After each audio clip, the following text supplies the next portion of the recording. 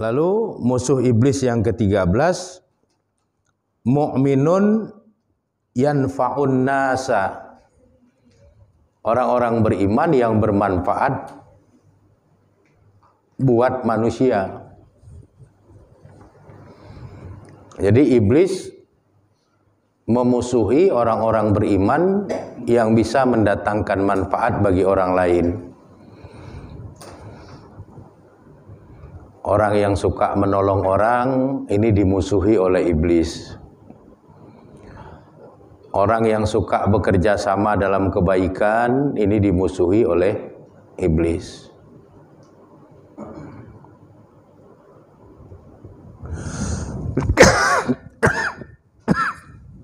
Iblis menyukai orang-orang beriman itu menjadi orang-orang yang tidak bermanfaat. Ini iblis suka. Sehingga ini akan menjadi bahan bagi iblis untuk memotivasi orang-orang yang belum beriman.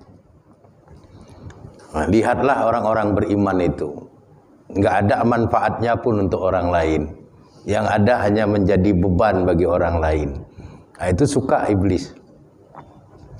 Tapi pada saat orang beriman itu bermanfaat bagi orang lain, itu dia akan menjadi musuh dari iblis. Sehingga iblis menghalang-halangi. Kalau ada seorang hamba Allah yang beriman, ingin menegakkan ta'awun, upaya saling tolong-menolong, alal birri wa taqwa, itu pasti dicegah oleh iblis. Sebab nanti orang beriman itu akan bermanfaat bagi orang lain. Iblis tidak menyukai itu. Yang disukai oleh iblis, bagaimana orang beriman itu hidupnya hanya menjadi beban bagi orang lain, sehingga iblis akan menyampaikan hal itu kepada orang-orang yang belum beriman agar mereka tidak usah beriman. Sebab orang beriman itu diperdaya oleh iblis untuk menjadi orang yang hanya sekedar menjadi beban bagi orang lain tanpa mendatangkan manfaat. Sehingga pada saat orang beriman itu bermanfaat bagi orang lain, nah ini iblis langsung menjadikan dia sebagai musuh. Jadi semakin banyak manfaat orang beriman kepada orang lain, itu semakin tidak suka iblis kepada dirinya. Sehingga ini menimbulkan satu motivasi bagi diri orang-orang yang beriman, bagaimana di dalam kita menjalani kehidupan ini kita bisa bermanfaat banyak kepada orang lain, bermanfaat buat keluarga kita. Kalau kita anak, bermanfaat untuk kedua orang tua kita. Kalau kita suami, bermanfaat minimal untuk istri dan anak-anak kita. Kalau kita istri, minimal bermanfaat buat suami dan anak-anak, bermanfaat untuk keluarga dan sebagainya. Dan iblis sangat tidak suka melihat kita bermanfaat buat orang lain. Iblis akan menjadikan kita sebagai musuh pada saat kita bermanfaat bagi orang lain. Kemudian yang ke-14, hamilul Quran yudimu ala tilawatihi. Orang yang membawa Al-Quran, kemudian Quran yang dia bawa itu dia mentilawahnya, membacanya, mentelaahnya, mengkajinya, menguraikannya. Orang yang seperti itu juga menjadi musuh dari iblis. Iblis tidak suka kepada orang yang mentilawah Al-Quran, tidak suka kepada orang yang membaca Quran, mempelajari Quran. Jadi kalau kita sering baca Quran, itu iblis tidak suka. Sehingga iblis berupaya supaya kita ini tidak rajin baca Quran dan tidak suka mendalami Al-Quran. Dan itu terasa dalam perjalanan kehidupan kita keseharian. Berapa banyak orang-orang yang beriman itu dari waktu 24 jam yang Allah anugerahkan kepadanya, sama sekali dia tidak pernah menyentuh Quran dalam pengertian membacanya, mentelaahnya, mengkajinya dan sebagainya. Ada orang yang baca Qurannya setahun sekali. Ada orang baca Quran kalau sedang susah saja. Ada orang yang Al-Quran itu diletakkan di lemari sampai berdebu, tidak pernah disentuh. Kenapa bisa terjadi seperti itu? Karena iblis memperdaya agar kita tidak dekat dengan Quran, tidak menjadikan Quran itu sebagai huda, sebagai petunjuk, tidak membaca Quran, tidak mentelaah Quran dan sebagainya. Itu semua adalah tipu daya iblis. Karena iblis akan memusuhi semua orang yang membawa Quran dan mentilawah Quran yang dia bawa.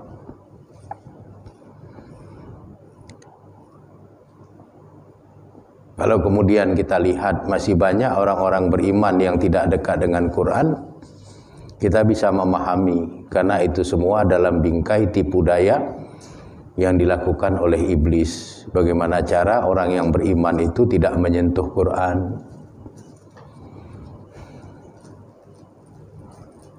Banyak orang-orang yang beriman itu 24 jam waktu yang dia miliki, tidak ada sebentar pun dia ambil Quran, dia baca. Ya minimal 1 ain dia baca misalnya. Itu sering kita lihat.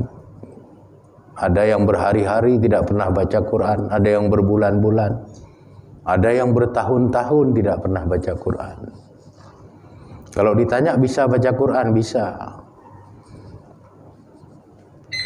Sering baca Quran, tidak sekali-sekali. Nah, itulah tipu daya iblis. Karena iblis memusuhi orang-orang yang membawa Quran dan mentilawah Quran yang dia baca. Lalu musuh iblis yang terakhir, yang ke-15, itu adalah qaimun bil lail. Orang yang berdiri menegakkan sholat malam, wan nasu niyamun, di mana banyak orang berada dalam keadaan terlelap dalam tidurnya. Jadi kalau ada seorang hamba Allah yang rajin sholat malam, ya, tahajud, witir, rajin beribadah di malam hari, ya, di tengah-tengah banyak orang terlelap dalam tidurnya, terbuai oleh mimpi-mimpinya, dia bangun beribadah. Nah, ini menjadi musuh iblis yang ke-15. Sehingga untuk bisa bangun sholat malam itu susah. Ada kadang-kadang orang sudah menyetel jam beker atau menyetel nada dering pada HP-nya. Jam beker bunyi, nada dering di HP bunyi sesuai dengan jam yang sudah disetel. Namun apakah orang itu terbangun untuk menegakkan sholat malam? Belum tentu. Kenapa? Karena iblis dengan kekuatannya itu memperdaya hamba-hamba Allah agar mereka tidak bangun di malam hari untuk menegakkan ibadah kepada Allah. Sehingga banyak orang tertidur nyenyak, ya, lelap dalam mimpi-mimpinya, lalu kemudian ibadah di malam hari itu terlewati begitu saja. Keinginan ada, tapi tekad yang tidak kuat membuat tipu daya iblis itu lebih leluasa untuk memperdaya. Dan orang-orang yang bisa menegakkan sholat malam secara konsisten itu akan menjadi musuh dari iblis.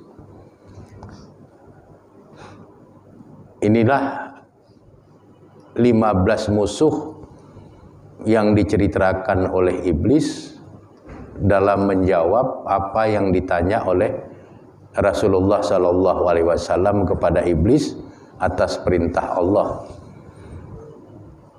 kepada Nabi Muhammad Sallallahu Alaihi Wasallam untuk ditanyakan kepada iblis. Sehingga kalau kita cermati semua musuh-musuh iblis ini membutuhkan satu panggilan iman yang kuat di dalam diri kita,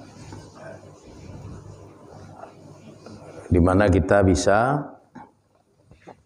menjadi hamba Allah yang iblis itu akan memusuhi kita. Ya. Tidak mudah menjadi orang yang adil, tidak mudah menjadi orang kaya yang rendah hati, tidak mudah menjadi pedagang yang jujur, tidak mudah menjadi orang berilmu yang khusyuk dalam ibadahnya, tidak mudah menjadi orang beriman yang mau saling menasihati, tidak mudah menjadi orang beriman yang batinnya dipenuhi oleh kasih sayang, tidak mudah menjadi orang beriman yang tobatnya itu adalah tobatan nasuha.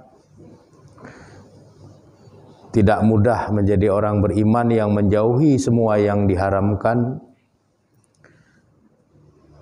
Tidak mudah menjadi orang beriman yang selalu memelihara wudhu.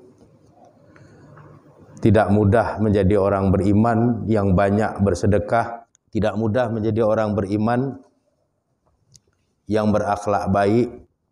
Tidak mudah juga menjadi orang beriman yang bermanfaat banyak bagi orang lain. Tidak mudah pula menjadi orang yang membawa Quran dan mentilawahnya. Dan tidak mudah pula menjadi hamba Allah yang konsisten menegakkan ibadah di malam hari. Di tengah-tengah banyak orang tertidur lelap dan terbuai oleh mimpi-mimpinya. Kenapa? Karena iblis selalu memperdaya musuh-musuhnya. Dan banyak sekali ayat Quran yang menyebutkan bahwa iblis itu adalah adu mubin, musuh yang nyata bagi orang-orang yang beriman. Dan iblis sendiri sudah memberikan pengakuan di hadapan Nabi Sallallahu Alaihi Wasallam bahwa ada 15 hamba Allah yang menjadi musuh utamanya. Dan yang paling pertama dari musuh iblis itu adalah Nabi Sallallahu Alaihi Wasallam sendiri. Setelah kita mengetahui 15 hamba Allah yang dimusuhi iblis ini, maka berusahalah kita untuk menjadi yang 15 itu. Berusahalah kita untuk menjadi musuh dari iblis, tetapi selalu hidup di bawah ridho Allah Subhanahu wa Ta'ala. Inilah yang bisa saya sampaikan. Mudah-mudahan bermanfaat buat kita bersama. Kurang dan lebih saya mohon maaf. Pada Allah Subhanahu wa Ta'ala saya memohon ampunan. Adan Allah wa yakum ajma'in. Wallahu a'lam bisawab. Walhamdulillahirabbil alamin. Assalamualaikum warahmatullahi wabarakatuh.